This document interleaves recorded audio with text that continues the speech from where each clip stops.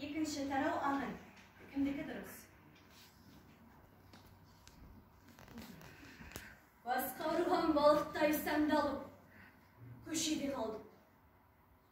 Қайда барарымды өзім де білмеймін.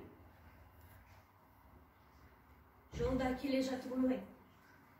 Күлзейне байғыз, неге ұшырап жатыр екен?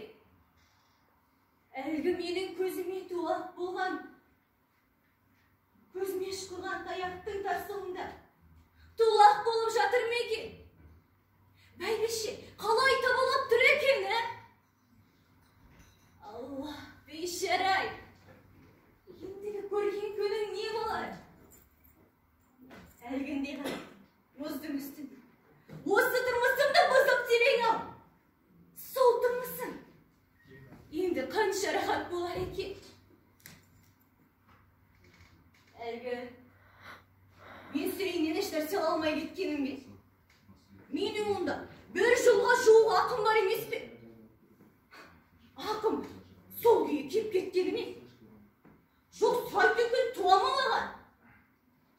Әй, Үсейін енді бір тыйым бермес. Аттының аяғын, жаяудың аяғын алған қуын. Әлі мен одан ақылмақ түгіл. Ол маған тезектен жоғалған өгізін төлеттіретін аңғары бар екенін анау күнгі бір сөзінен байқауға болмады ма? Рас. Ол мені қайта әзір аман жіберді. Алмақ түн, аман кетіп бара жатқаныма мың шүкіршілік деп іштей тынышталам. Көшеде қаңғырып жүріп, тағардікіне келдім. Ол менің сырымның ине сабақ жібіне шейін біледі. Күлзейнен алып кетпек болғанымды да тағарға түйдіргенмін. Ол ақылға салып, мақұл алып кетеміз деген. Тағар мені жұбатып, қалыс атасының төрі, қатын жолда, бала белде деді. Мұнысы маған біраз қайратты болды. Содан кейін Күлзейнелер тұратын Қотырғала көшесіне баспады. Күлзейнені маған Құдай жазбаған шығар деп көңілімді суытып, бір жалап күдерімді үзді. Ақыры Тағар екеуміз пароходтың келгенін күттік. Бітті ме сонымен? Деп Мәмбет сұрады. Бұл әңгіменің соңы бүгін ғана бітті. Ол бұлай. Бүгін осы пароходпен кетуге Күлзейне, Тағар екеуміз айдалып жатқанымызда Күлзейне маған қашып келді. Мен оны таң атқалы Тағардікіне тығып қойдым. Ал өзім еш нәрсе көрмеген кісі болып, ұзын күнге осы пристанда жүрдім. Үсейіннің адамдары әлден неше рет пристанға келіп кетіп жүрді. Соңғы пароход жүрерде жаңа Күлзейнені үйден алып шығарды. Апыр-топырда пароходқа мініп кетелік деп келе жатыр едік.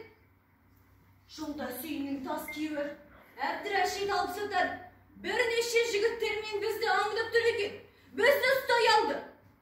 Мен оның жағасынан алып лақтырып жіберіп едім. Қасындағылар аттандап жабылып берді. Үсейіндер де жақын бір қорада бекініп отыр екен. Сол жерде тұс-тұсынан қаптағаны ғой. Мен жалғыз өзім жанжалдасып, Күлзейнен олардан айырып алып кеттім. Пароходқа мінгізуге Тағарға тапсырып, өзім әлгілермен жұдырықтасып қалдым.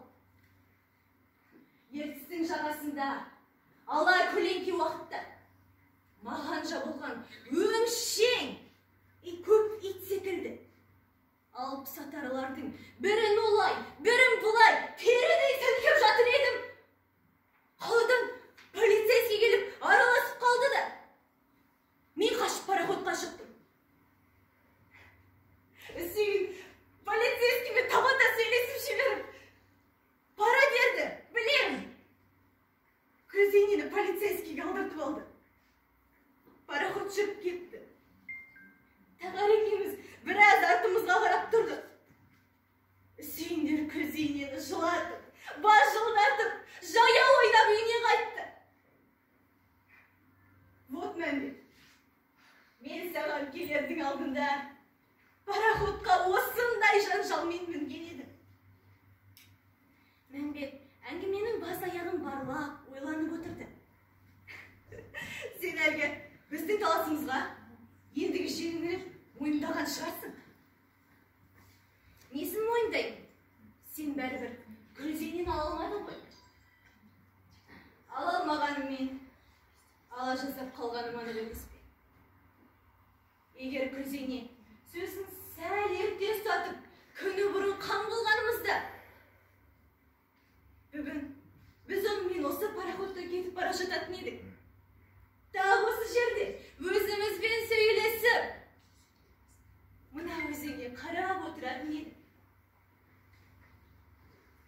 Сөйтсе де, түртініп емген жетім қозы тоймайды. Сенің Күлзейнен алылмағаның көпке дейдің, қатын алуының қиын екенін айғақтайды. Сен сөйтіп, әркімнің қолынан анда-санда бір дәм татумен бар өмірің қатынсыз өтеді. Міне, менің сөзімнің растығы сол. Олар осындай пәлсепелермен түн ортасы ауғанша отырды. Көп әңгіме сөйлесті. Көптен көрінбеген екі жолдас көрген білгендерімен терісті. Екеуден екеу түнгі пароходтың тұмсығына етене болып, ішкі сырларымен ақтарысты. Пароход түнді жарып, қараңғылық астындағы күңгірт өзенге бір қалыпты сарын беріп, ілгері кетіп бара жатты.